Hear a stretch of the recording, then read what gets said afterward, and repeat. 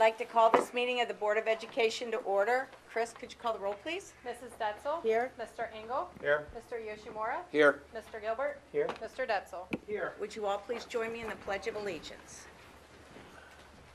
I pledge allegiance to the flag of the United States of America and to the republic for which it stands, one nation, under God, indivisible, with liberty and justice for all.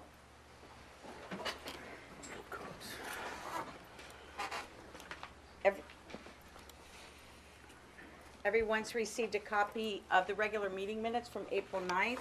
Do I have a motion to accept those minutes? So moved. Second. It's been moved and second. Are there any additions or corrections? Chris? Motion passed 5-0. Tonight, we have special recognition with our transportation department. I think Dan Bolton, did you want to come up?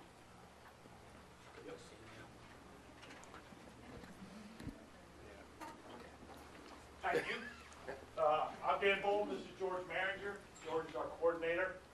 And George is going to do the reading. Each of our employees who have been nominated by someone outside, either inside or outside the department, including all of the 19 schools that we serve, we're all asked to nominate our drivers.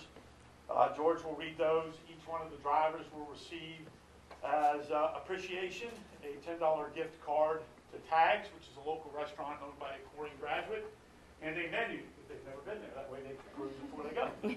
So George will read, and I will hand them out when they come. George also gets one, even though he didn't want to read about himself. Was nominated by several people, so you get one too.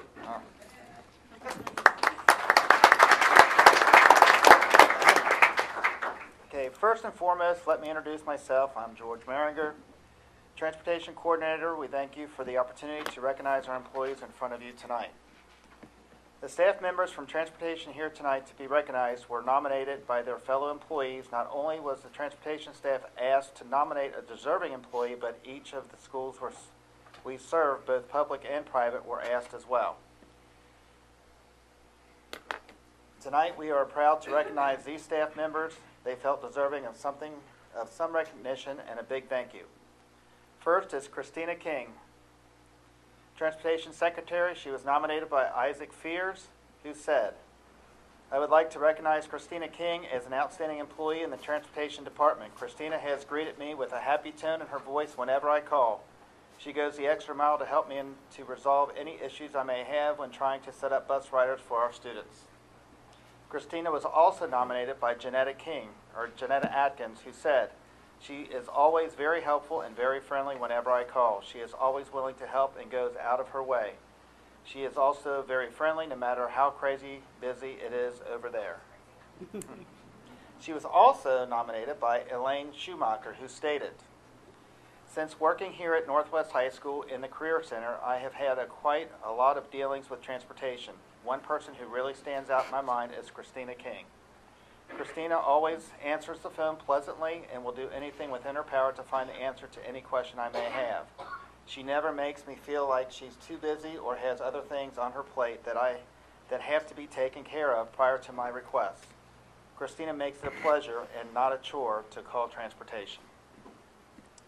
Christina was also nominated as well by Linda Term of St. John's.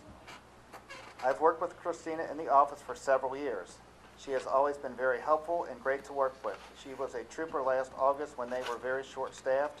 She deserves a very nice recognition for her dedication." Thank you, Christina.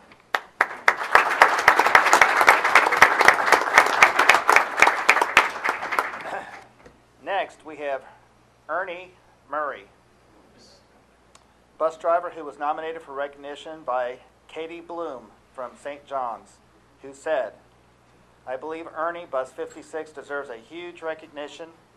He is good with the students. They love him as well as the parents love him. Please be sure he gets recognized." Thank you, Ernie.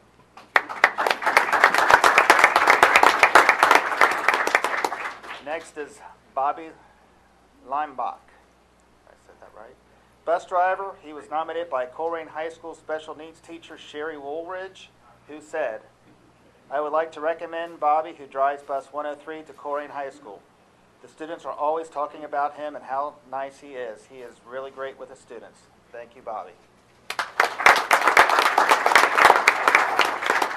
Alan here? Alan Sims? Okay. Am I still going to read him? Okay. Next is Gene Schmidt. Come on down, Gene. Bus driver. He was nominated by Libby Stiles, Coleraine Middle School principal, who said, Gene is the best! Exclamation, exclamation, exclamation, exclamation. He has a great relationship with students, a positive attitude, and is always friendly when I speak with him. Thank you, Gene. She's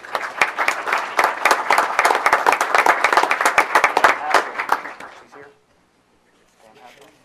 Okay, next, Pam Hatchell. Come on down. Bus driver. She was also nominated by Libby Stiles, Coleraine Middle School principal, who stated, Pam in bus 10 is awesome too. She also has a great relationship with students and a positive attitude. She is always friendly and nice. Thank you, Pam.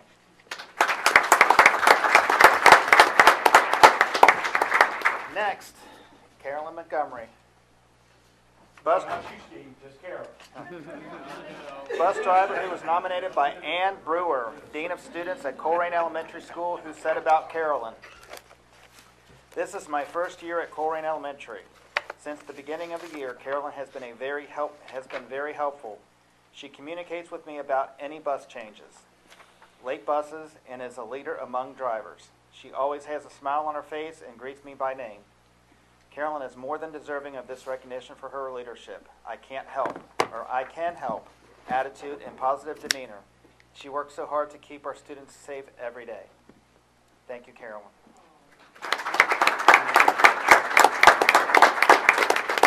Stan here? I didn't see Stan. I'll skip Stan. Next is Vicky Reese, bus driver who was nominated by Ernie Murray, who said, I would like to recognize Vicky Reese. Vicky is on the job every day, has the same wonderful smile and personality every day. She is very courteous and displays wonderful bus driving attributes all the time. Great asset to Northwest School District. Some people wrote back to applaud the entire staff. That's it.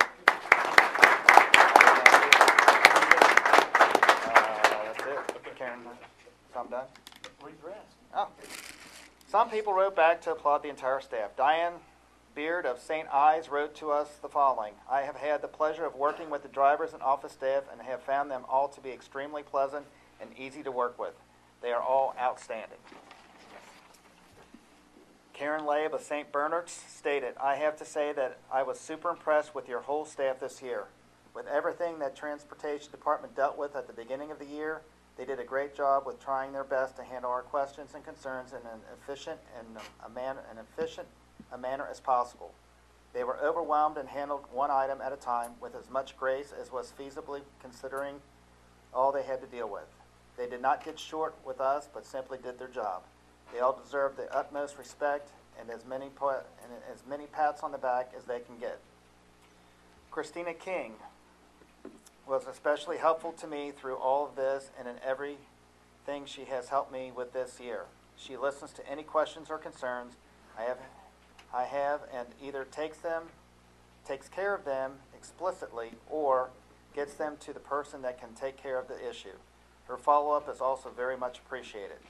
Please thank your staff for me. They had a huge mountain to climb this year and did it with much grace and fortitude. And thank you to these staff members from the entire Transportation Department. We appreciate your daily efforts and can't begin to thank you enough. We would also like to thank the administrative staff and Board of Education for giving us the time to introduce you to and talk about just a few of our outstanding staff members. Thank you. Yeah.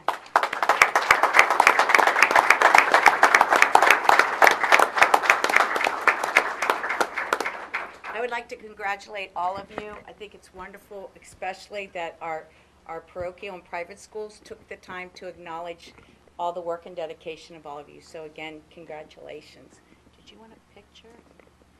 So at this time, if we could have everyone who received an award and family and friends to step outside, we'll take a group picture. Come on up.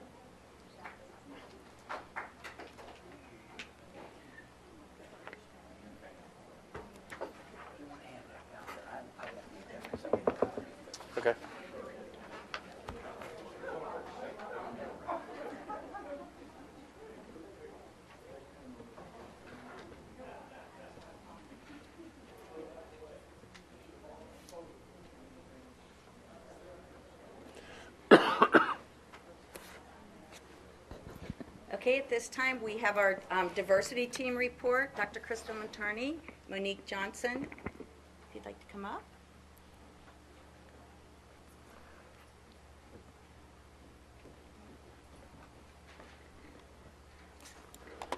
Good evening. As they are coming forward, I am Dr. Crystal Turney.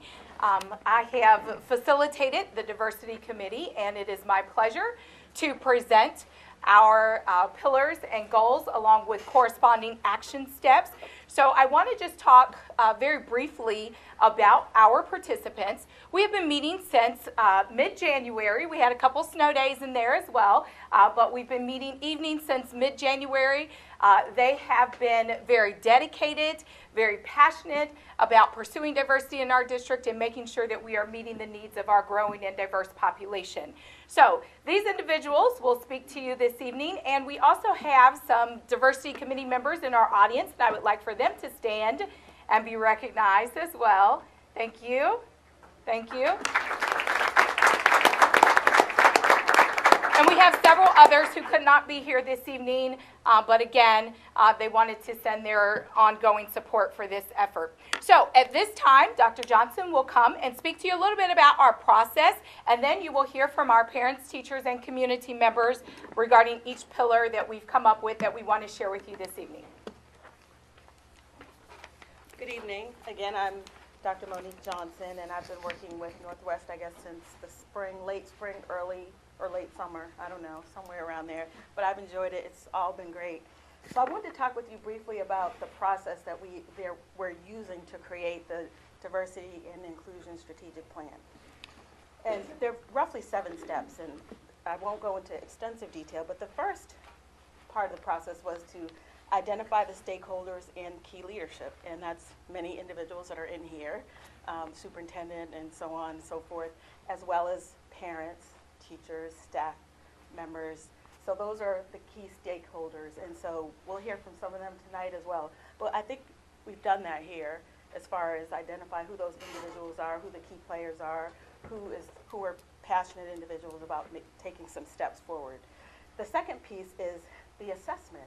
I know that you all have done assessments prior to my working with you in terms of surveys and things of that nature. One of the things that I worked on was the focus groups. I believe we did 8 focus groups, maybe 8 to 10 focus groups with staff, teachers, parents, students. So we sort of assessed the climate and heard from all those different individuals. And I believe that Northwest is listening, and we're taking great steps. The third part is to create goals and objectives, and that's the piece that you'll hear about tonight. That's what we've been working on for the last few months. We've been working on goals, we've been working on action steps, and ultimately a mission for the diversity initiative, which should be visible, a mission statement, I should say. So it's something that could be a separate statement, or it's something that could be integrated into your current mission. So that is coming. The fourth step is to decide on an educational model or a plan, and I don't think there's one specific plan that exists. We'll tailor it to whatever the needs of the district are and the needs of the students, but we'll decide what that avenue will be, whether it will be programs or workshops or training and so on and so forth. The fifth step is implementation. When the plan is completed, we'll implement it. I don't know how other to say that. And that is the tasks will be identified in terms of who will be the individuals who will carry out those tasks. There'll be a timeline created in terms of when we can expect for different things to be implemented. And basically the point is to build awareness and to build community support, and it should be ongoing implementation. The sixth piece is evaluation and feedback, and that is to assess what we're doing on an ongoing basis, assess the growth and assess the effectiveness, look at metrics to measure progress, and also reports, creating annual reports to look at whatever it is comes of this, whatever type of programming we have. And the final one is to stay engaged and reflect. We don't want to do all of this and then let it fall by the wayside or, you know, lose interest. So we want to make sure that we stay engaged, it's embedded into what you do, and we take the time to build sustainability and to just reflect on how things are going and if adjustments need to be made. So those are the 7 steps. Great. I'm going to briefly talk about our an overview as well as the vision for this evening. So again, our presenters are going to share each piece of our pillars and our goals, and we really wanted everyone to hear their voice and the work that they've dedicated to this particular project. So with that, the vision for the diversity team is to develop a diversity plan that promotes cultural change and competency in the following areas: curriculum, leadership, community engagement, staffing, and student engagement. And those pillars and goals actually came from the focus groups and the information that we did on the front end to see some of our needs as well as areas of concerns. One of the greatest areas of concern and focus is obviously the leadership piece. And we're glad to see our administrators are here this evening because we feel that that connection is the most important piece to ensure that this is sustainable, as well as being able to go back and reflect and make modifications throughout. So thank you, administrators, for coming and celebrating with us and recognizing this. So at this time, our presenters are going to come forth. They're going to introduce themselves as well as their role in the district, and then they will share pieces of their goals and pillars. First, we have curriculum.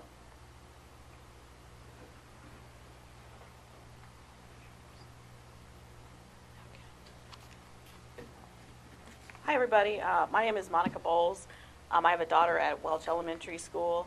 I'm also on president of the PTA board there, and I'm involved in some other community-related organizations. We were on the curriculum committee. Our goal is to develop student and parent educational outreach opportunities to increase cultural awareness and participation of diverse students in all curricular and extracurricular activities. Briefly summarize a few key points that came up and were discussed amongst our group. The first point was to utilize parent events to engage parents in the educational process and to educate parents. So I think generally the thought process is we have to try to meet people where they are, not necessarily where we think they should be. And so that may mean, you know, if we typically have a large turnout for extracurricular activities like sports events, things of that nature. If kids are have school performances, things of that nature, we could do quick blurbs about whatever educational opportunities there are. We can use those opportunities to reach more parents that way.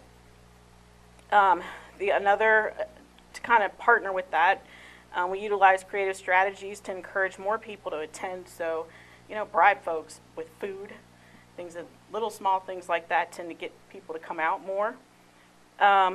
We also thought about having, we thought this would be a really good idea to develop a parent curriculum advisory council that would be comprised of representatives from each school. And that would help ensure that there are consistent opportunities across the district and across schools.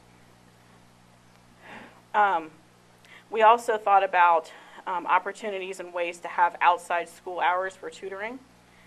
We feel like there's kids that aren't necessarily being reached that perhaps could be. Some of the examples that were thrown out there was not only in school but after school for the elementary kids, for example, like WISE kids, things of that nature. They do some things there, and we had some other ideas. And we felt that there's a big need to develop programs that are flexible for working parents. So those are just some of the things that we came up with, and I know I only have a minute, so I'm gonna turn this over to Tracy.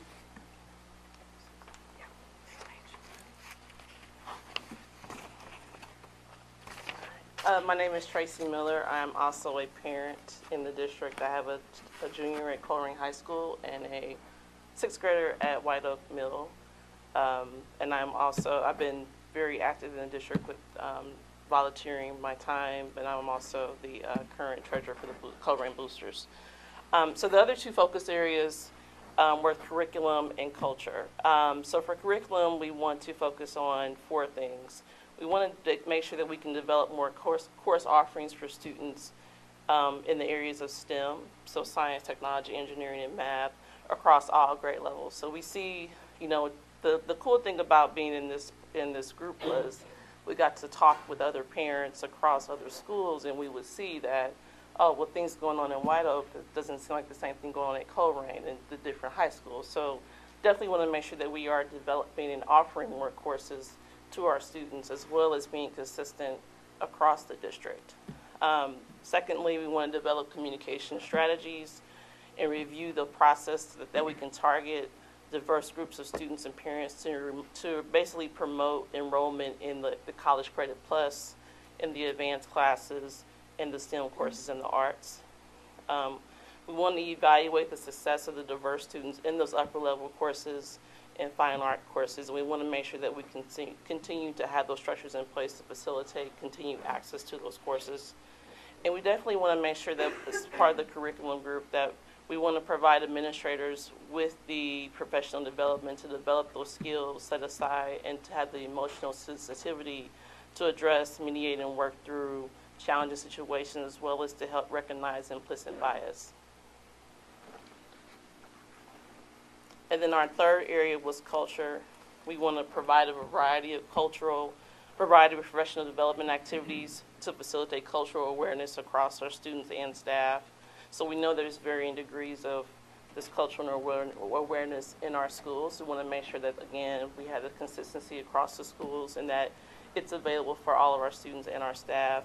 And we also want to make sure that we are continually embedding cultural awareness, enrichment activities, arts exposures through events, activities, programs, and other field trips within each building. And with that part, we want to try to make sure that we find alternate funding sources so that we can help grow these experiences.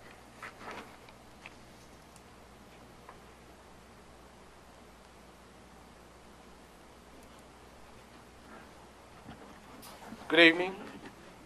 My name is Chris Miller. I am also a parent in the district, and so it's a pleasure to have the opportunity to be before you. I was at this podium about a year ago addressing some of the topics that we're talking here today. So being here to roll this out or to talk about this, to continue the kind of conversation is progress, but we are looking to move this forward as much as possible.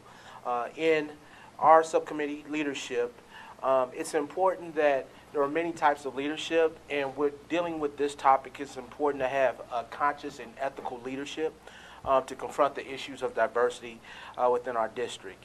And so the goal of this committee is to play a supportive role in holding Northwest Local School District accountable in building a more diverse, equitable, and inclusive learning environment that is more reflective of the district's student population.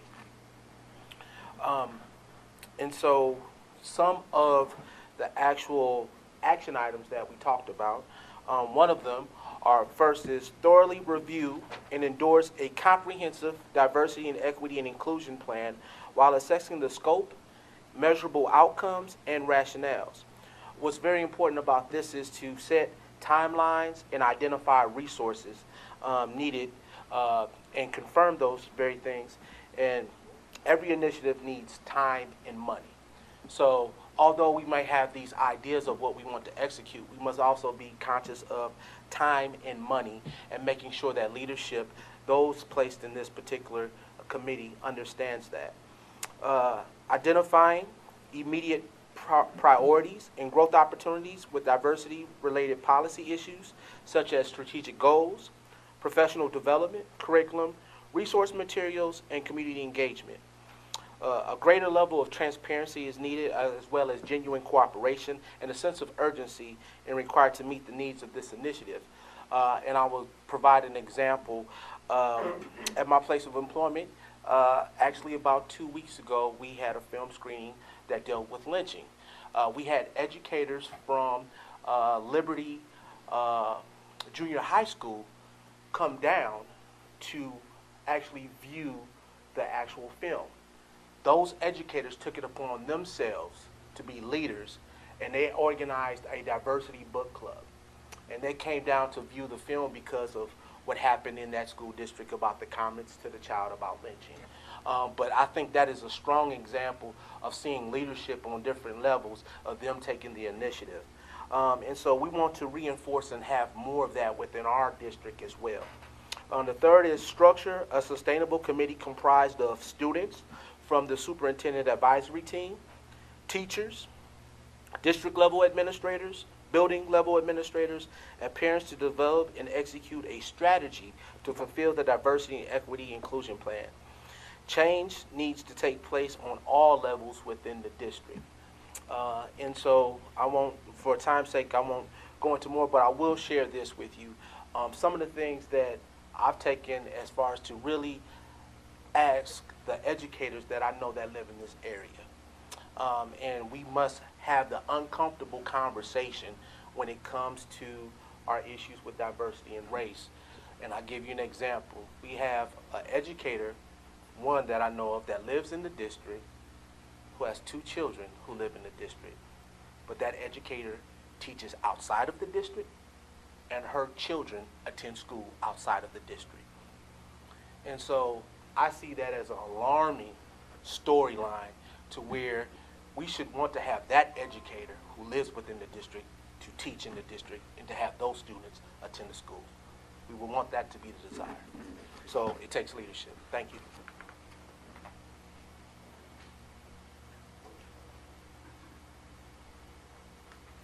Good evening. My name is Vicky Coleman. I'm parent mentor for Northwest Local School District, and I'm presenting on community engagement. Larry Filazzo tells us,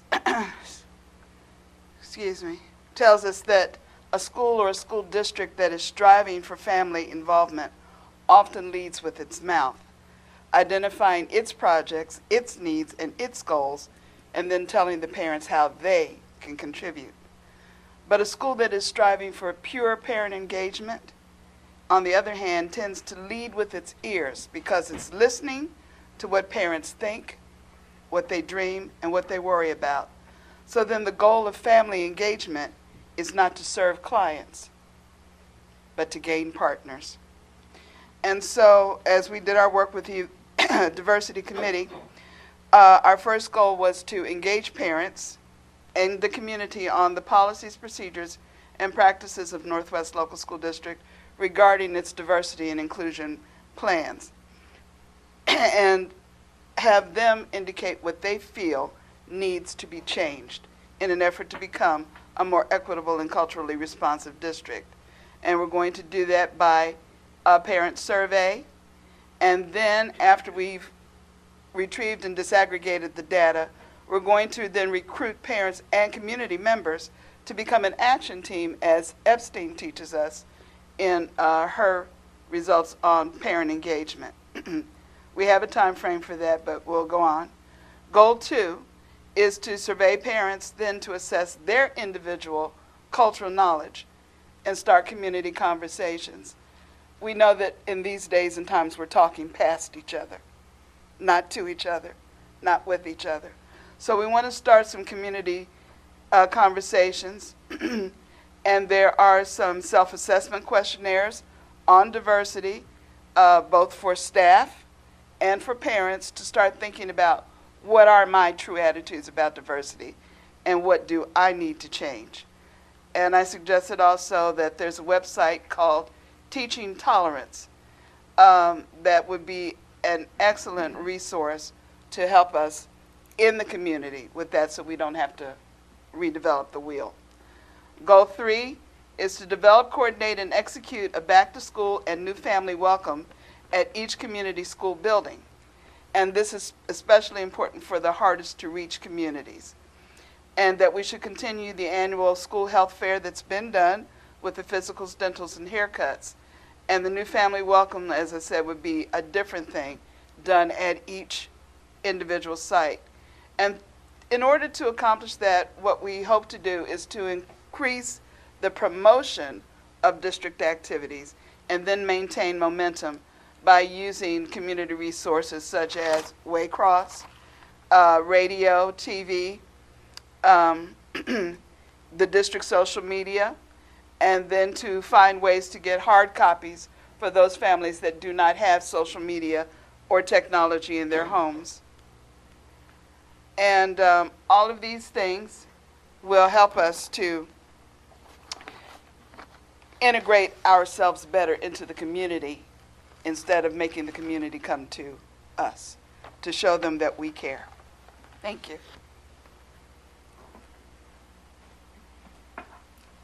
Good evening. My name is Diane Bradley, and I have two students in the district. One is at Welch, and one is at Pleasant Run Middle School, and I'm very delighted to see the principals for both are here today. Thank you so much. I want to start my presentation with a small little bit of stats. The information I have is that there are 600 individuals in the Northwest Local School District who are administrative or certified individuals. 600. Of those 600, does anybody know how many are of a diverse background? The answer is 13. There are 13 individuals of the 600 who identify themselves as some type of minority, and of those 13, no more than 9 are an actual certified teacher. A couple schools have those 9 individuals doubled up. So of the 13 schools we have in this district, half of them have no diverse staff, have 0. So that brings us to the presentation here on why we're focused on helping increase those numbers to having a more diverse staff within the Northwest Local School District. So our goal is to increase the number of certified, which are the teachers, minority new hires, to make the staff representative of the student population that they actually are serving. We have 3 focus areas. One, to start out with, is reaching out. We want to ensure that the Northwest Local School District representatives who are going to the career fairs have a diverse background themselves.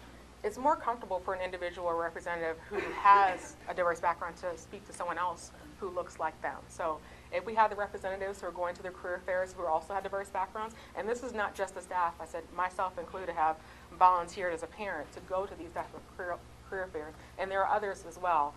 We are more than happy to go and represent the district to help increase or improve the staffing at the school, or just the people who are interested in applying to the district. So as I mentioned, use minority parents, other community members. We want to target other specific representations within there's like the National Society of Black Educators, and when we speak of minority, we're not just speaking of Black, we're talking about Asian, Latino. So there are specific affinity groups that exist across the United States that if we're looking for diverse staff, we can go directly, as Monica mentioned, where they are. If they are at these conventions, go there and recruit them from that location. So, and then one that I'm actually very personally attached to is the recruit from classified staff. So I mentioned the 13 individuals, which is roughly 2% of our staff currently is minority. But of the classified individuals, you're at around 16, which is 90 individuals that are currently working in a classified process. So we want to understand, what is their pathway? Are they interested in becoming a teacher? Are they just interested in being a classified student or classified teacher? We want to work with them and understand what their goals are and possibly transition them into a certified position. So that's as far as hiring, we like to develop and implement a strategy to establish a pool of minority candidates. So these different career fairs we're going to, a lot of people are interested in these same minority individuals, but see, we have a group that actually are going to be an area that we can kind of give them an offer, but kind of have them as a side, but that we can pull from when a position becomes available. And then simplifying the hiring process to increase the speed to extend offers to high quality and minority candidates. Minority candidates are in high demand. We get that, we understand that. But if we have a process that's very quick, that you can actually make an offer a lot faster, we're more likely to have them come to our school district. So look at that. The next area, as far as retention, I said we have 9 individuals max that are actually certified teachers, and we want to keep those and continue to grow on that staff. So how we're looking to do that is with those individuals, establish some type of affinity group so they know that they're not spread out, that there is a group of them that they can speak to or reach out to or share some insight with on their experiences, and offer some mentoring to them as well. And the last one is involve the current minority staff and community members to help increase minority teaching population. And that again includes the staffing, and I've mentioned quite a bit to Dr. Turney that we want to let them know that there is a community behind them that is there to support them, that they're not on an island by themselves, that we really want them to be here, and we're looking to increase their population. So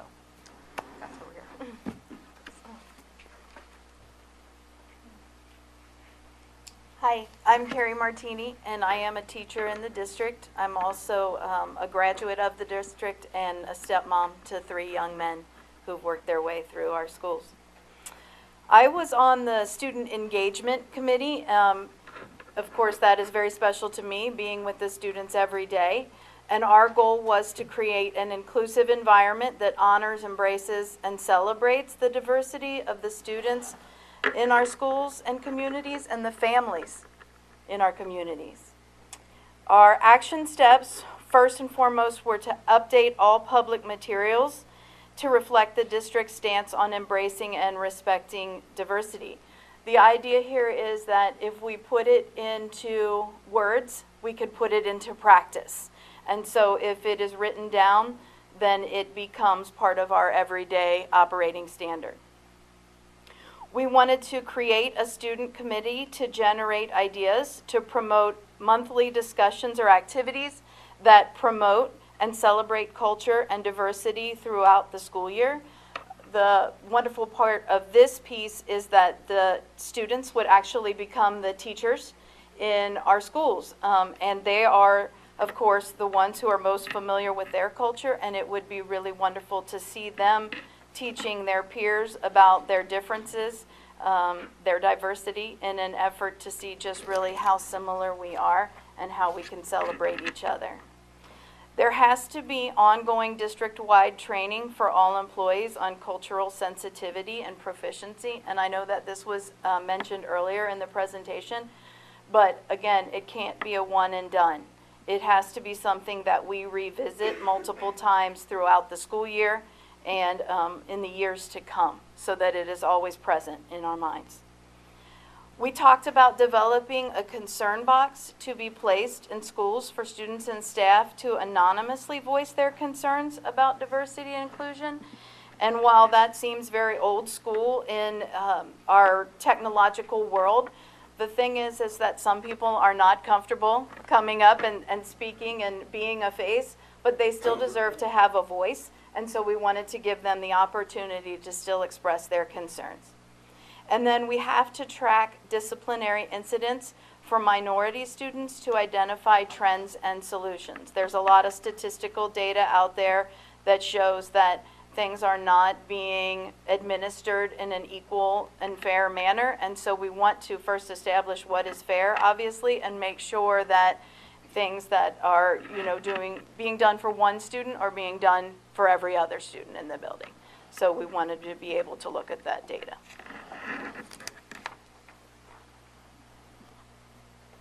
Thank you. And so finally, our next steps, we have our final diversity committee meeting of the year on Wednesday, and we will celebrate our success as well as bring all of these items together to develop a plan and to put it in writing from there. And then we'll reconvene again in the fall to start the implementation process, as well as revisiting things and making sure that it is implemented as we initially designed, or making any type of modifications from there.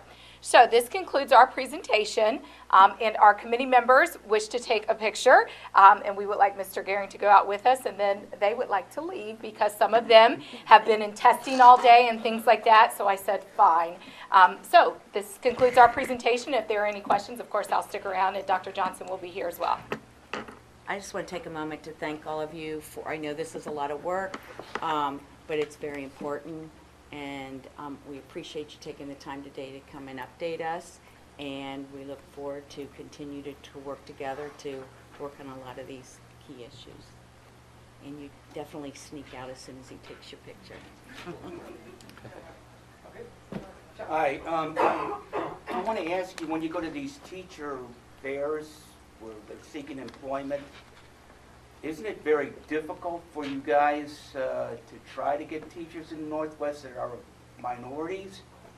Because you have to compete with the Masons, the Lakotas, Sycamores, even Cincinnati Public. And that's a tough deal, because what's the name of the game? The kid's, 23 years old, coming out of college, who wants to make some money? Absolutely. I mean, that's reality. Absolutely. So we've had this discussion not only with Diversity Committee, but with our AO Cabinet. And so Ms. Bradley alluded to some of those points about streamlining and simplifying the process so that we can grab them, because she's right and you're right. We're all fighting for the same pool of very small minority candidates.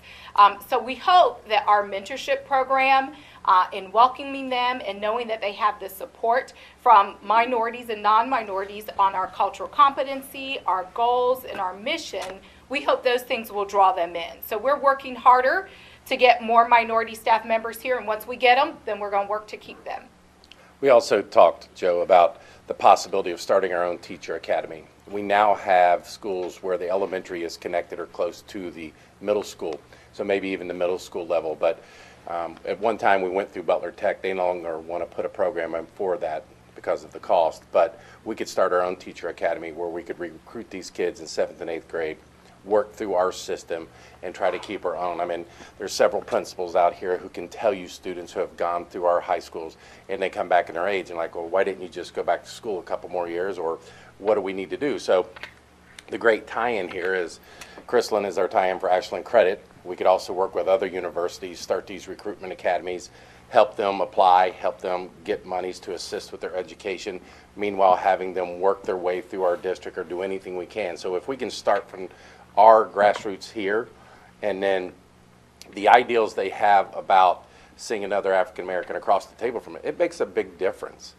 Some school districts will only interview African American candidates when they go out for recruiting sessions, but we have to do whatever is possible to get as many. It is not acceptable to have the low number that we have. I think we all know that.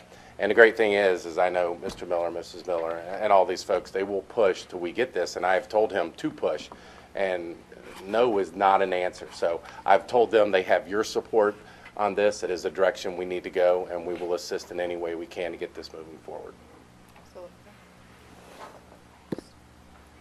Can I ask one more question? Absolutely. Jack, I hate to put you on the spot here, but do you track the discipline racially, or? It's tracked in our current systems now. Okay. And it's my understanding, unless that's changed, it will be tracked even better next year in Public School Works, which is a system that I've used extensively that will give you all kinds of data down to a lot of criteria. Every person out here in administration tracks it. It is a state requirement. Can we get the hard copy statistics on that? Is it possible? Yeah, it's a public record, and it's something we've talked about with being disproportionality with Heidi. So, Okay. Thank you. Thank you. thanks.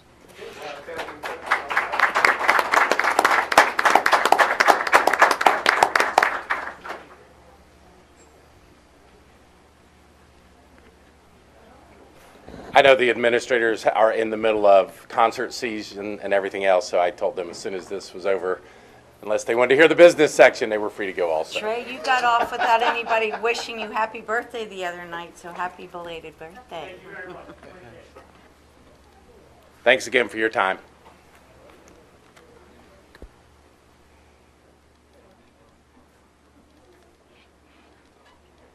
At this time, we'll go ahead and move into our special presentation, which is our master facility plan update.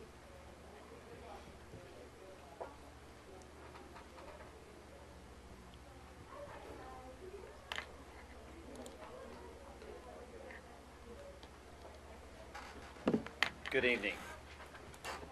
Tonight we'd like to give you a real brief, but pretty good news with our construction update.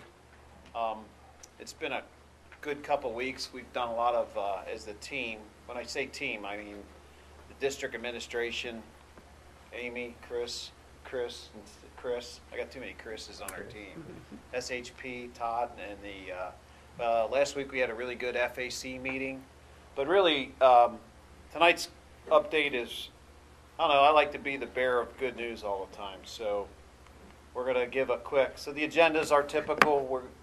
I'm going to let Chris Soto talk a little bit about an update where we are with the projects. We'll go over some important news. As always, we give a budget update when we present, and that's where I get excited is that whole piece there. And Obviously, we'll finish up with a timeline, but we've had a lot of good tours on the project. I think 2 a week maybe, or 1 a week, or we're losing track. But you know, the staff are getting excited, and that's part of what tonight's about. So I'm gonna let Chris Soda give you an update with progress, because I gotta let somebody do it. So anyway. All right, so this is an aerial, good evening everybody. Thanks for having us today. This is an aerial view of Struble Elementary. Normally we have aerial views of all three. We figured one we'll do this time around. They all kind of look the same here. So this picture was taken in early April. And what we have here on the exterior, we've got metal panels in progress on the academic wing of the building. It's complete around here. And the crews are currently working out along the back side of the building.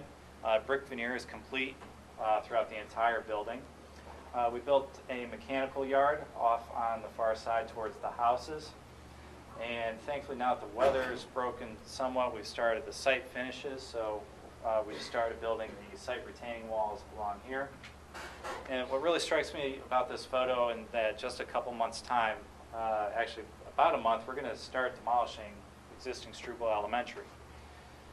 And what follows after that, this gets converted into a parking lot, and you're going to see the new front entrance to the new Struble Elementary. Right now, all you see is the cafeteria entrance, but pretty soon we'll see that main entrance. It'll come out from behind the old building. This is a shot of the interior. This is a typical classroom. So what we have here, we've transitioned into installing finishes. So we've got new carpet tile, we've got casework, cubbies for the students. We've dropped ceiling tile, light fixtures are on, power outlets are working. About the only thing missing in this picture is the folding partition that goes across this space here that divides 2 classrooms. So that was part of the overall design, is that you have that flexibility to combine classrooms. And off to the left out of the picture is the teaching wall, where we have the whiteboard and the projector. This is a shot of an ELA, so we have 1 on each level, 3 total. So it's got a great view of the exterior, lots of glass. This is a flex space that can be used for group study. It could also be used for a classroom in the future, depending on enrollment. This is a typical shot of the gymnasium. This is from Pleasant Run Elementary, right before we started the wood floors. Those started last week, or about 2 weeks prior. So in this shot, the color panels, those are sound panels, help with acoustics. This big piece of cardboard back here is hiding the scoreboard. The gym is prepped for, or prepped to host middle school events. This is a shot of the cafeteria. So in this picture, we've got the sound panels again. Up high are the ceiling clouds, which we added into the project. We were able to use savings to get that upgrade. And then these doors down here, we've got 2 separate entrances into the kitchen, so we can process lots of students through the lunch line. So some of the important takeaways here: the metal panels are continuing. Now the weather's warming up, productivity is much better. We saw the interior finishes are underway. Site finishes are just ramping up, so as we go from the site retaining walls, we're going to start seeing more concrete and asphalt go into place. We've been working diligently with the principals and the staff to put moving plans into place. So we're going to start seeing staff move into these buildings about mid-June. One thing to note with the moving plans, you know, the administrative team and Chris McKee, and you know, we went out, we got proposals from moving companies and came up with a bunch of great ideas and plans, and we feel really good about it. We've probably had a ton of meetings with administrative staff. Boxes are being delivered, I think, on a weekly basis, and you know, the importance is the messages you're hearing is don't impact the educational environment. You know, that's first and most important. But you know, it's good to hear the administrative team talk about the teachers and the staff in the buildings, you know, getting ready to pack up and be ready to go. 4 p.m. on the 25th. Got to be out. Eviction notice. Yeah, not quite. Yeah. Last bullet here, the street improvement project. So we're working on a road widening project for Pippin out in front of Pleasant Run Middle School, and we're also working on widening Banning Road where it meets Coleraine Avenue. The public utility relocations are currently in progress. Next, we have a bar chart with dollar figures. So what this shows are the different components of the master project. So we've got the demolition jobs. That's demolition of Struble, Taylor, Pleasant Run, Beavis, and Welch. That budget is holding steady. That hasn't changed since the start. Next, the renovation projects. We've had a little bit of a hump there, and we've come back down to about $9.3 million. And this is after we've confirmed the budget for Pleasant Run Elementary, or excuse me, Pleasant Run Middle School. We've added air conditioning in there. We're also replacing the heating system. So instead of the inefficient electric system, we're now getting hot water piping through there. Next, the elementary projects. That budget is trending downwards as well. In fact, we're actually adding money, or not adding money, but adding scope into the job. We're getting more construction for less dollars. We added in FAR for the street projects. And overall, we're showing that the budget is slightly increasing, and we're currently at $85.3 million. And one thing to note, if you would go back, right now the current rebates that we've always talked a little bit about $900 to $1 million in Duke rebates, E-rate funding. So of that $950,000, probably $50,000 of it is for the chiller rebates at Coleraine High School that are yet to be acquired, and then the chiller rebate for Pleasant Run, and then actually the E-rate credits in that $950 that we're feeling extremely good about is about $200,000. So the reality is we're right tracking with what we were planning, and that's great news because we were relying on it to add scope, get the credits back, and then basically gives you more for your project.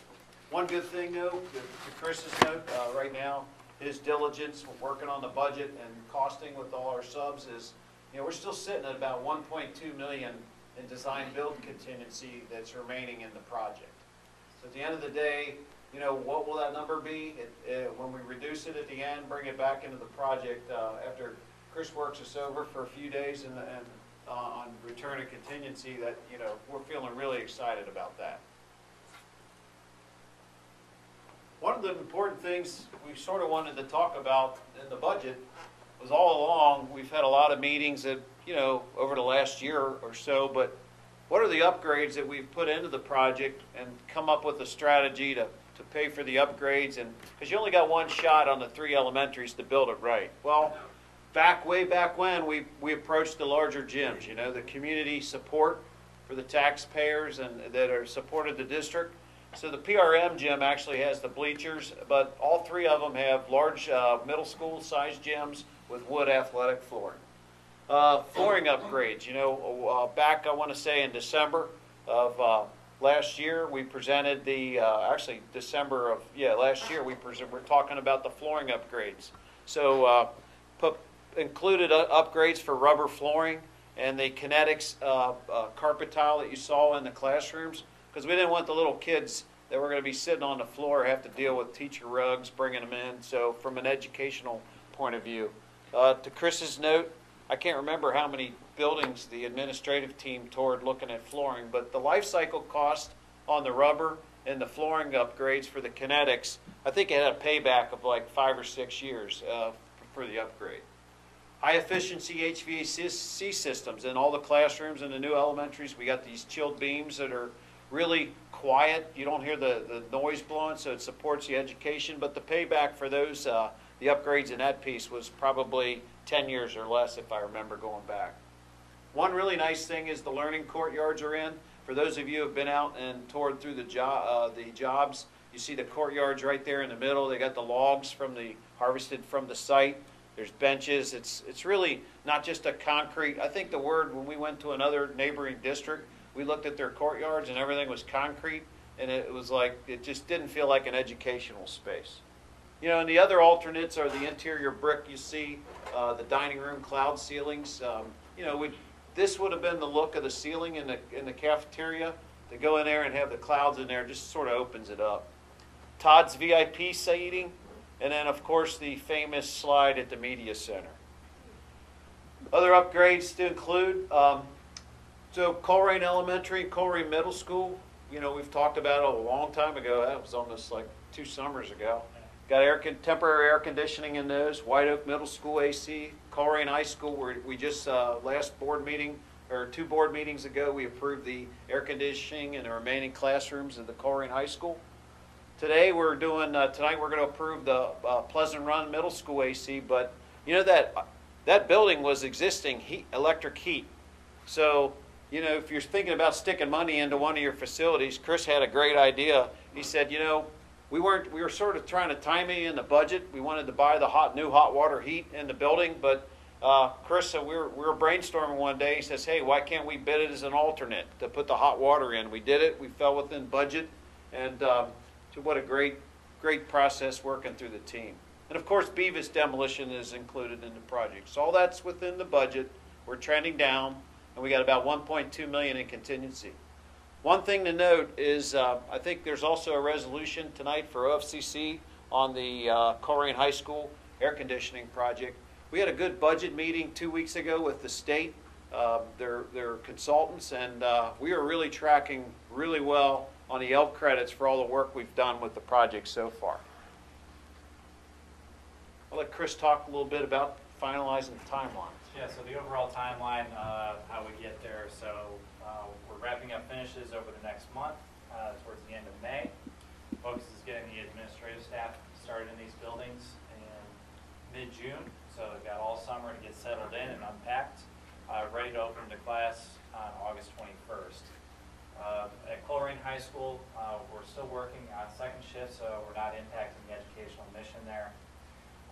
Once the summer starts, we'll go back to days, and we are well on track to have air conditioning in that building for the start of school in 2018. At the middle school, after the approval tonight, we'll go to work immediately. Air conditioning will be on before the start of school in August. And then the abatement and demolition projects, those will really ramp up once school is out of session. We move out, disconnect utilities, and then start knocking building in. One thing I didn't touch base when we talked about the upgrades, but all in all, between the 3 elementaries, just on the elementary schools, we've pumped back about a little over $2 million in upgrades that came back to maximize the projects. So about $800,000 is in alternates, and then we've the other 1.6 is just in the gym, the larger size gym, the HVAC, and the flooring upgrades. So kudos to the core team and the district and the board and the FAC for everybody's efforts. But this has been a really good, exciting project that we're just proud and thankful to be a part of it with your piece. One thing that's important this week is Skanska globally, this is our construction safety week.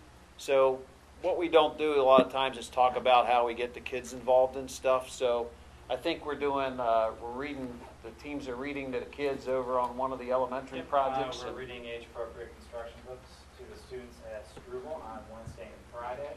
Earlier today we gave a presentation at Taylor Elementary, and we're going to get the other half of Taylor Elementary on Wednesday.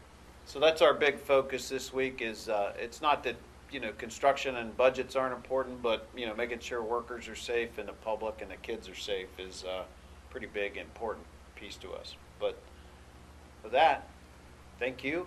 If you got any questions, we're here. Anybody? Great job.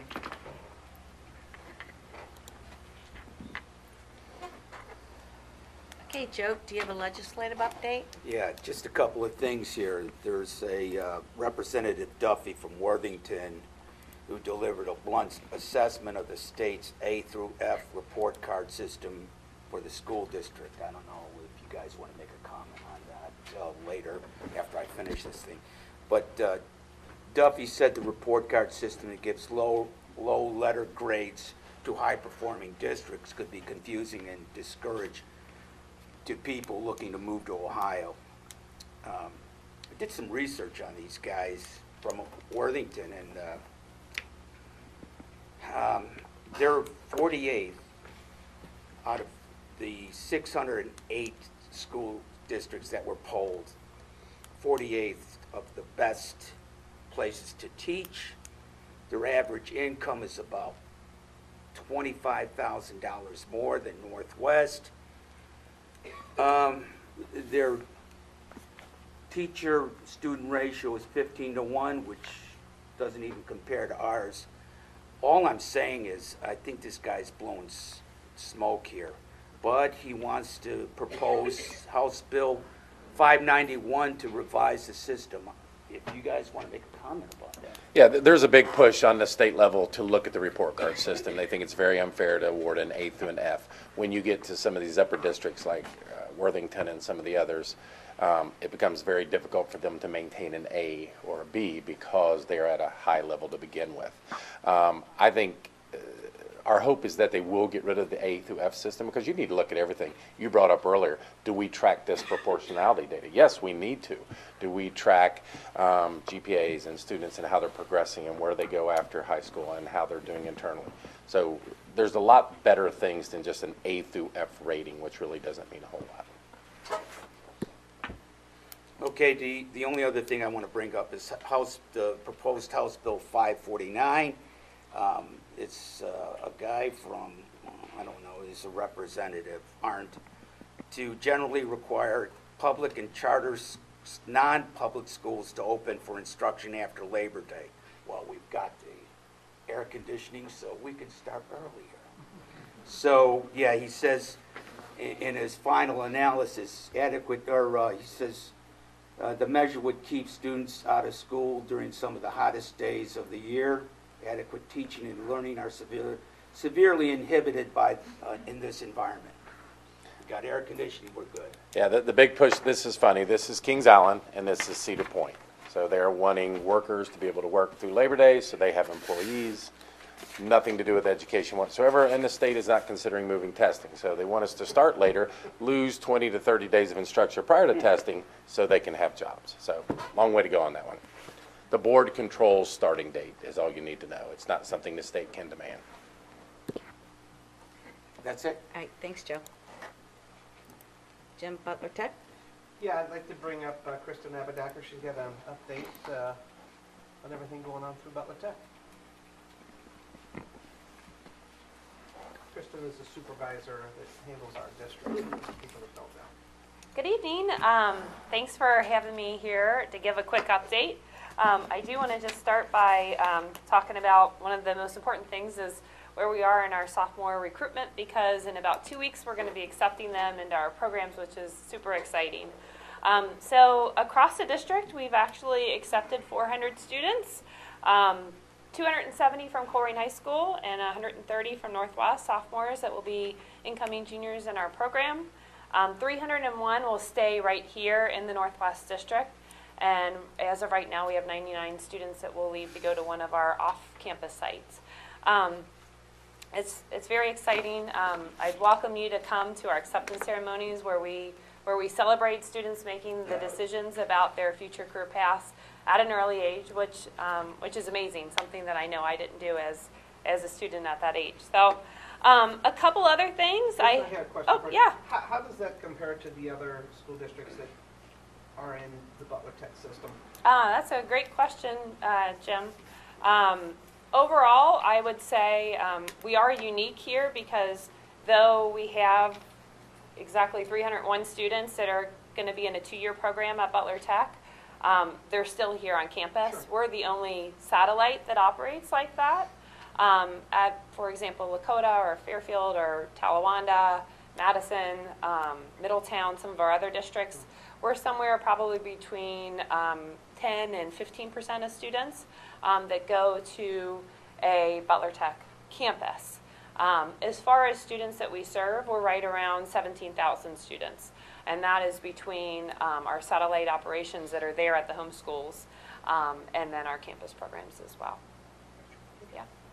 So we're definitely, we're winners as far as opportunities for kids here in this district for sure.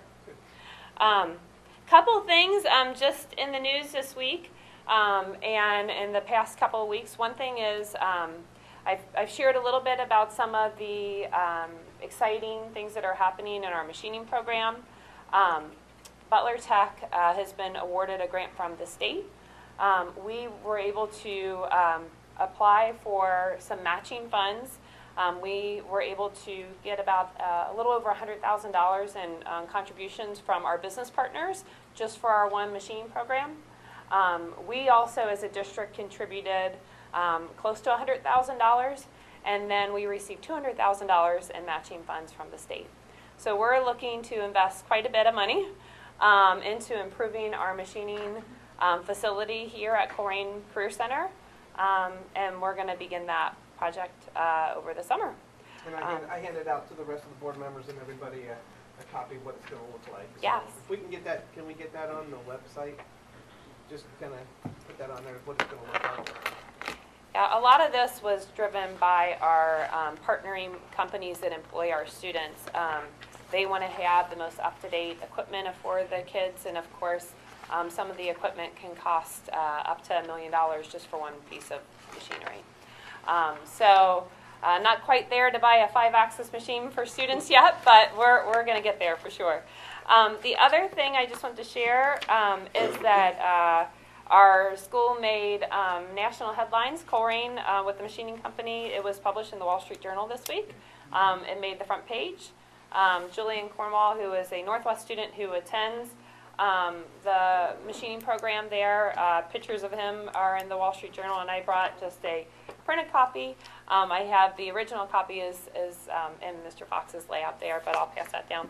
And then it was originally published in the Inquirer, and they're the ones, Wall Street Journal and MSN Money picked up the article. So great article, talks about the shortage, and so great to get some positive recognition at a national level for things that we're doing in our district. Two other things. Summer camps were announced today. So if you didn't know, Butler Tech and Northwest, of course, through another amazing partnership, we offer summer camp opportunities. Some of the summer camps are covered through a grant with Northwest Local. I was able to get a grant for our from another one of our manufacturing camps. I am happy to say that even though I still didn't even have the hard copies of the flyer, just with it going out today, one of our summer camps is absolutely full as of one day. So we'll need to close that down before we have too many kids that are signed up.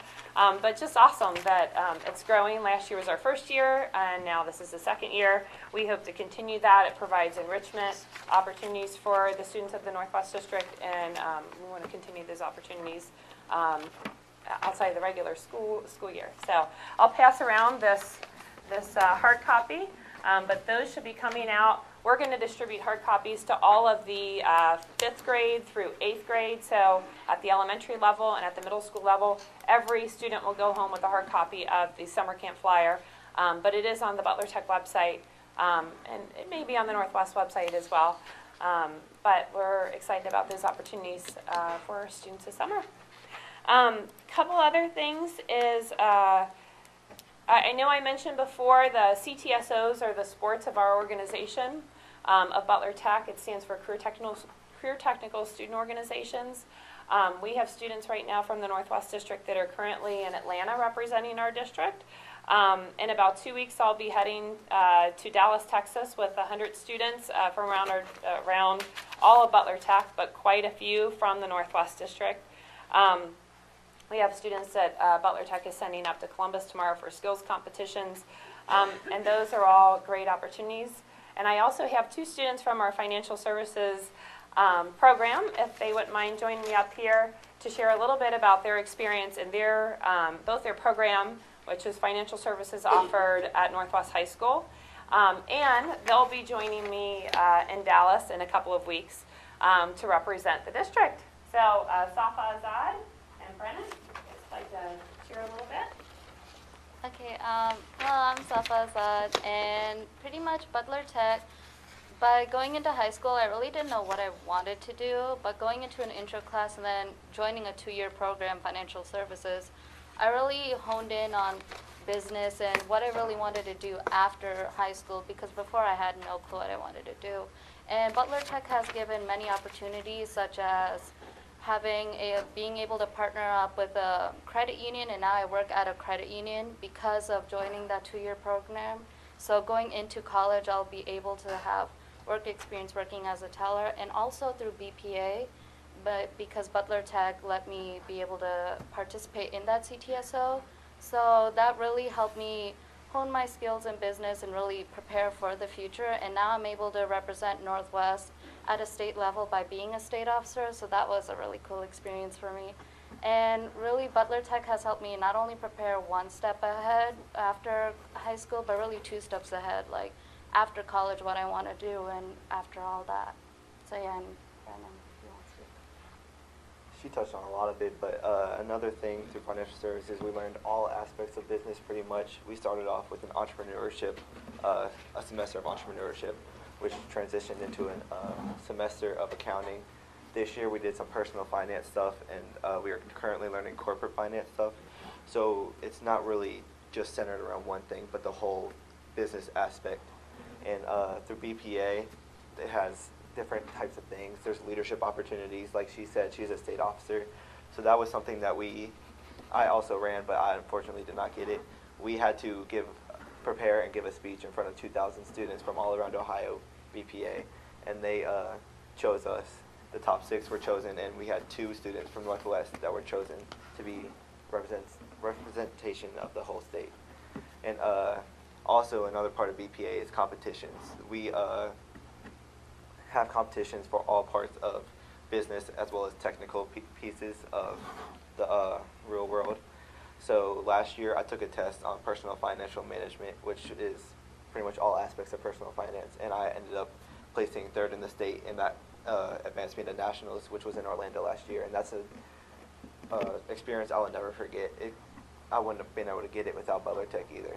I was able to participate in leadership workshops up there, as well as just compete and meet people from all around the country.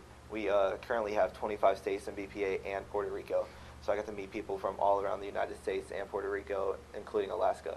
So it's just an opportunity that Butler Tech has provided for us that I would not have been able to get if it weren't for them. Thank you. Want to wish both of you good luck in Dallas, too. Sure. Go. Smile. Adam, have you seen my photo just for a second? Family selfie. This is my nephew. Unfortunately.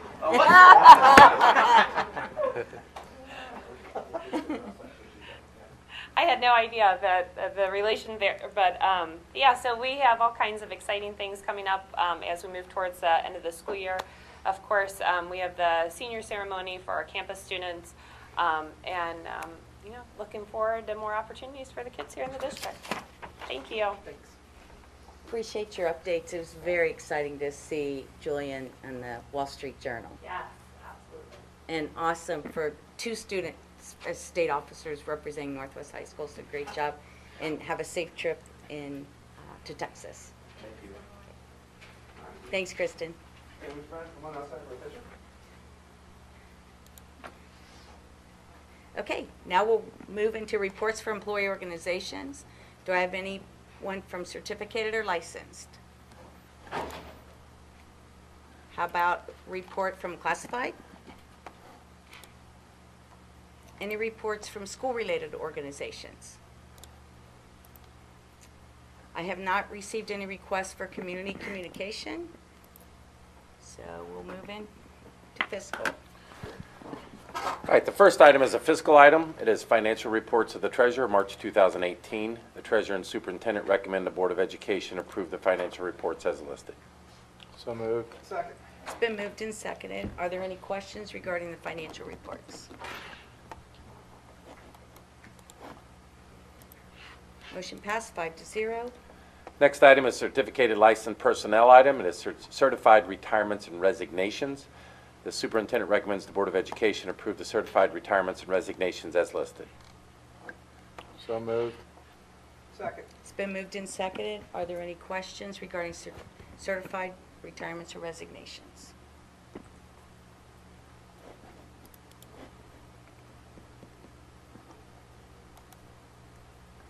Motion passed 5-0. Next item is a classified personnel, classified retirements and resignations. The superintendent recommends the Board of Education approve the classified retirements and resignations as listed. So moved. Second. It's been moved and seconded. Are there any questions regarding classified retirements or resignations?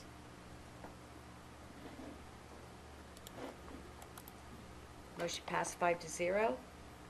Next item is a fiscal item, then and now certificates over $3,000. Superintendent and Treasurer recommend the Board of Education authorize the payments over $3,000 requiring a then and now certificate as listed. So moved. Second. Moved and seconded. Any questions regarding the then and now? Amy, how does UTS always get on here? I think we're just struggling with the learning curve and tracking of the bills, and we've been meeting, so hopefully going forward we won't have to do this anymore. That's a monthly bill. Anyone else? Okay. Motion passed 5-0. Approval of new funds. Approval of new funds, 300-9497 Colerain High School Music Field Trip Fundraising. The Treasurer and Superintendent recommend the Board of Education approve the new fund as listed. So moved. Second. Moved in second. Questions regarding the new fund for the Colerain High School Music Department semi-annual field trip?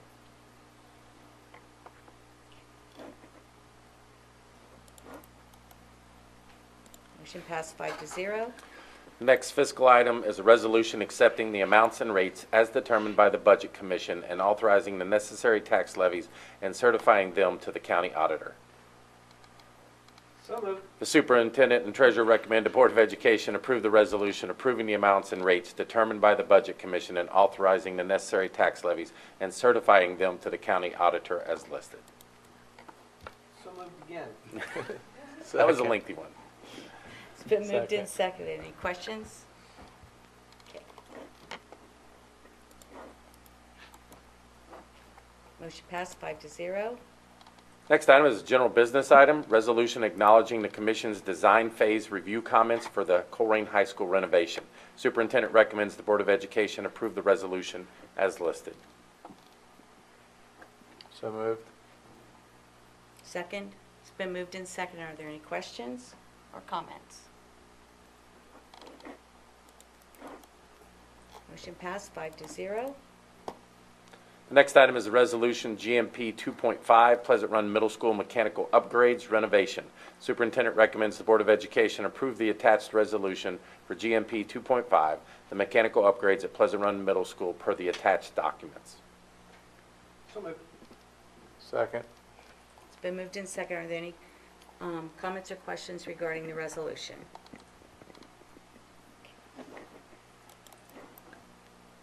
Motion passed 5-0. Next item is vendor contracts. The Superintendent and Treasurer recommend the Board of Education approve the vendor contracts as listed. So moved. Second. It's been moved and seconded. Any questions or comments regarding the vendor contracts? Chris? Thank you. Motion passed 5-0. Next item is certificated licensed personnel items. The Superintendent recommends the Board of Education approve the certificated licensed personnel items as listed. So moved. Second. Moved and seconded. Questions?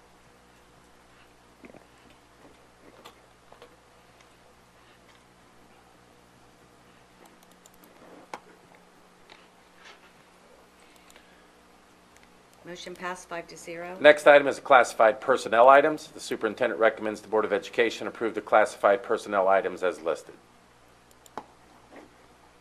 So moved. Second. Moved and seconded. Questions or comments?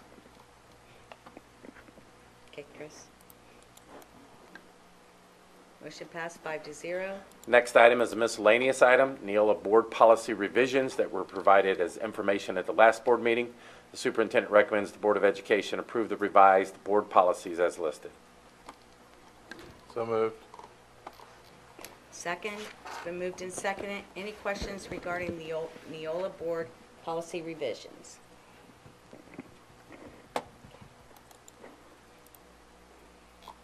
Motion passed 5-0. The next item is District Handbook Student Activities. It is information only. It is the District Handbook Student Activities for fiscal year 2019 as presented for information purposes. Changes are listed separate from the handbook. So moved. Oh, I thought he said information only. Information only. It's information only. Oh, sorry. It's all right, there's only 2 of you making motion. Okay. Next item is Student Support Guidelines and Code of Conduct.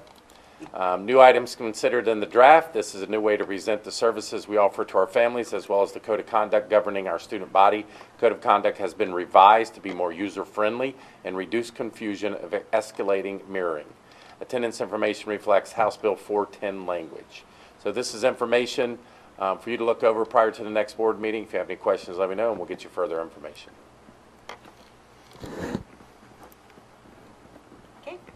All right, the next item is my update. So I want to start talking about something that could possibly be a problem, but in the best case scenario, it's not. And that's the Banning Road project. So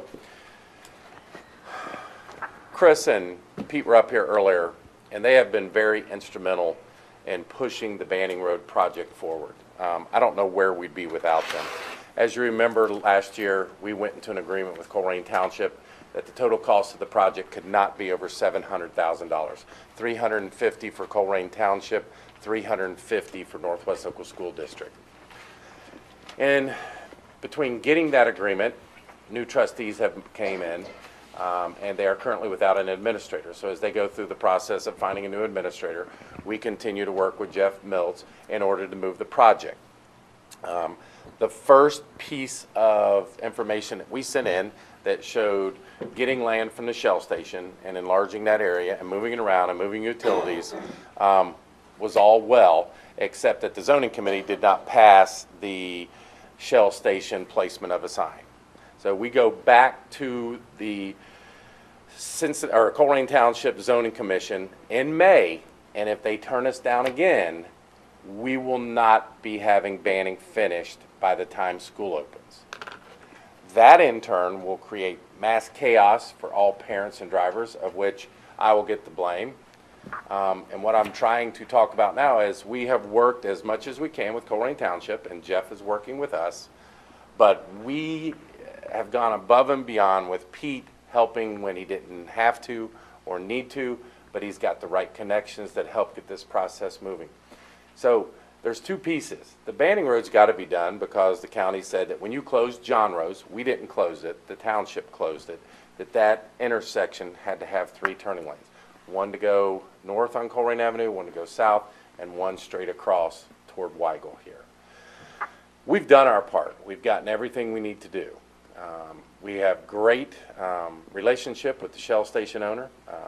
We want to make sure that their sign is placed in a location where if a car comes off Colerain Avenue, they can get to both sides where pumps are, or if they come off Banning, they can get to both sides. I hope, and fingers are crossed, and Jeff is working as hard as he can to make sure the zoning commission understands the needs. But if it doesn't, then we have every bit of traffic, buses and cars, going out of the school, turning left, and going down to Memory, turning right, going on to Banning. That's not going to work out. The other key piece for us is we met last year with organizers and the people in charge of the senior citizen building from CMHA, and we told them that we would like to be granted access to their driveway that goes out onto Banning Road. We would purchase things that go on our buses, so they pull up to the locked gate, the gate opens, the buses go out, they have access to go right on Banning Road. We were told everything was good. Well, we meet with Joe of CMHA again, and he goes, well, we only want a contract for a year or 3 years. I'm like, that was never discussed. We all sat at the table. We all said, this is a permanent thing we need because your building caused problems with closing John Rose, of which the school had nothing to do. And when the traffic survey was done, it was proven that CMHA is going to cause as many issues with Banning Road as the new school will. That's in writing. We had people look at that and research that. Because they had to have John Rose closed, that caused Banning to be open. None of which we did. If John Rose would have stayed open, we would have been in good shape. We could have went out to Colerain Avenue, turned right, so on and so forth. So I just want to make it publicly known that we are working as hard as we can with the township and the trustees to try to make sure this works. The trustees, I've been told, have nothing to do with the zoning committee. So this is just getting it out publicly with more information to come, that the only thing that keeps us from getting Banning Road done is going to be the zoning committee, and we have bent over backwards to try to get what we need to put in place for that to occur. The other thing is CMHA needs to step up and answer to what they promised us. And he will recall that he had no conversation, but it's pretty weird that he had that recollection, and Chris, myself, and Jeff, and everybody else at the table knew that it was a commitment for as long as there was a school. We even agreed to go into a negotiation with them. If the buses and the weight starts to put in groups, we would split the repair of the road, so on and so forth. So I just want it to be publicly known that we as a school district are doing everything we're supposed to do, but we're going to need some help from some other folks in order to make this all come together. Real quick, Todd, and I know we discussed this at the time, but knowing that it's because CMHA closed John Rose, they're not paying any of the money, right? They didn't, did they? No, we were told they had no funds to pay for anything, so that when the township decided to close John Rose, they had no money to contribute, so it was put back on us and Coleraine Township to foot the bill for the widening of Banning Road and the turn lanes, while CMHA, who caused the closing to occur, has no ownership for it whatsoever. I'm just curious, what if the school district, what if we said we didn't have the money either? Because clearly we don't have as much money as we should, because we're still having issues with the previous trustees and the current trustees, and not getting the money that we should have got from the Kroger TIF. So I just don't, it's just so frustrating to me that keeps getting dumped on the district. And you're absolutely right. Transportation's going to get the phone calls, you're going to get the phone calls, we're going to get the phone calls when people are so ticked off because of traffic. And the zoning committee can't get things going just to get this approved, and the fact that we have to pony up half the money, and CMHA doesn't have to do anything. Right. I guess we're just stuck. What about opening John Rose back up? We may have to go there. Our hope is that the zoning committee will pass it like they should, but it's there. They have direct control of it. They won't listen to anything we have to say. We've told Jeff everything we need to say, but I will make sure when the phone calls start coming to me, they have the number for Coleraine Township and they have the number for Joe at CMHA, because there's issues there. Mm-hmm. So I just wanted you to be aware. The second thing I want to talk about is our Business Advisory Council. I've gotten a couple emails from the public. I described to you as board members what the Business Advisory Council, I think there's some miscommunication out there in the public, not with you guys, but with people who are emailing me. This has nothing to do with funding for schools. This is what Butler Tech already does with some of our classes. So for example, our construction. At construction, when they go to competitions and go out, they bring local construction folks in, and they work with the kids at night to show them how to do the correct skills, do better in the competitions. They partner with them. They find a good kid, find out he knows what he's doing. They also hire him. They in turn give feedback to the school. These are the job qualities we're looking for. This is what we need. Well, this is what this Business Advisory Council is. It's not about funding for the school district. So it's partnering with Great Oaks, Butler Tech, and the ESC to get our kids the necessary information they need in order to be successful in the workplace after they graduate. So I just wanted to make sure that folks knew. It does say Business Advisory Council, like do we control how you spend money? Do we control how you collect money? It has nothing to do with that. It's a great partnership where I work at a bank. This is what I expect my tellers to have. I own my own computer repair program.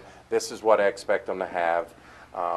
So on and so forth. So what we're going to do is partner with the ESC, Hamilton County Educational Service Center, and we will be combined with the Great Oaks, because the ESCs are allowed to partner with us, and that is where our Business Advisory Council will center around. So that's the clarification I wanted to clear up. Lastly, we had another good meeting today with our elementary teachers who are being displaced from 5 buildings going to 3. We have worked hand in hand with them, and I will say that change is just difficult. They are very worried about getting packed up at the end of the year. And so we have labels. The boxes are already in place. The labels are in place by the end of this week. Some of the principals are starting to sort the classroom numbers so a teacher knows what classroom they're going to for next year. And overall, the committee itself is very positive, excited. They just said, you know how it is, Todd, when there's change, it can cause excitement. And I reminded them that from 2008 to 2012, cutting 30 to 40 teachers, they got moved to other schools. They had to move. They had to change things. We've transferred teachers for years. This is nothing new. We've moved them back and forth. But when you do such a large group, there seems to be more anxiety. When it's all said and done, the feel of the committee that was with us today is it just takes time to get used to things, but they're looking very forward to the new schools and the exciting challenges. And it was an awesome meeting today. So we'll continue to meet with them, move back and forth. We really expect most of the packing. They have to be done by the Friday before Memorial Day. So obviously you know the anxiety.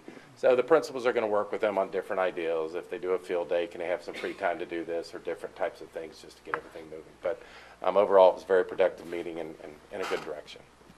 And that's my updates. Okay, thanks, Todd. Okay, at this time, is there any community member that has a question about something that was discussed during the meeting? Okay. Okay, we'll move to board member comments. Joe? I already made my comments about the legislative stuff and also asked questions of the board committee, whatever, on diversity. Okay. Bob? Okay. I'd like to thank all the presenters that presented tonight. Had a lot of good input. A lot of great things were discussed tonight. But I'd like to talk about the transportation department, what a job that they did this year. They were put in a very bad situation when the year started. And it's a true tribute to the people that we have working for us, the individuals who drive the buses every day, the new people that were thrown into positions that they were unfamiliar with. And as you've seen, the office staff that was there, you know, sometimes only one or two people to handle the whole department at a given time when everything is in flux. It's a hard job to take on, and the people that work in the department and the bus drivers really need to be commended on the job that they did this year getting through a very tough situation. And they've got another tough situation coming up in the fall with the change of the new students and school times and stuff. But as you've seen, they got through this year. They'll get through next year too. So thank you very much, the Transportation Department. Okay. I just want to piggyback on that with Bob and say that they did a fantastic job, the Transportation Department. I'm glad I didn't have to take all those phone calls that they did, but they did a very good job. And just want to thank Kristen for coming and give us an update on the kids. And she has actually, I don't know if she'll be here at the next meeting in May, but she has taken another job. She'll be over at D. Russell Lee, and then we'll have a new supervisor, Chris Trentman, that will take her spot. So I'm looking forward to see how that goes. She will be missed. A couple things, just want to reiterate what Bob said, and again, I love the recognition, but the fact that, again, people outside of our district recognized and wanted to make sure to compliment the Transportation Department. It was a tough beginning of the year.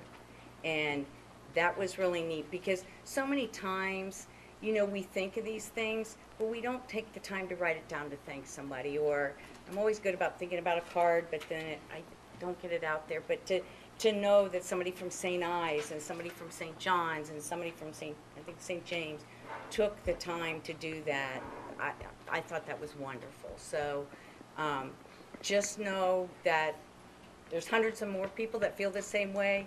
Just everybody wasn't as good as those handful of people that took the time to write that to share. So one thing I'd like to touch on, had a great week this last week. I attended both Weigel's school closing ceremony and I attended Taylor's.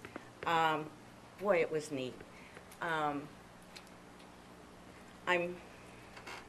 The one thing that stuck out the most with me, well, two, but one in particular is a veteran teacher who attended Weigel, and I went in the staff, where the staff was all meeting prior to it starting, and just the excitement of, you know, former teachers and principals and so on and so forth. But for me, I went to go talk to this teacher that had all three of my kids, but all of a sudden I stepped back because I saw him in a different role. All of a sudden, he was a student, and he saw his teacher from elementary, and he was so excited, and they were taking selfies and hugging, and it was like, this is just what makes this district so neat. There are so many people that grew up here and chose to stay here, and then their kids go to school here, and many of them come back and teach here. And to be able to witness that, that was really neat. And then, of course, all the stories, just the programs that both schools did were amazing. Everything from Weigel, hearing the student that she's in high school now, but just talking about her memories of Weigel. But then all of a sudden, emotion had hit her, and she was all choked up, and it was just like, I miss this place so much. And I mean, she was doing great, and it was just, you can just see the camaraderie between the staff.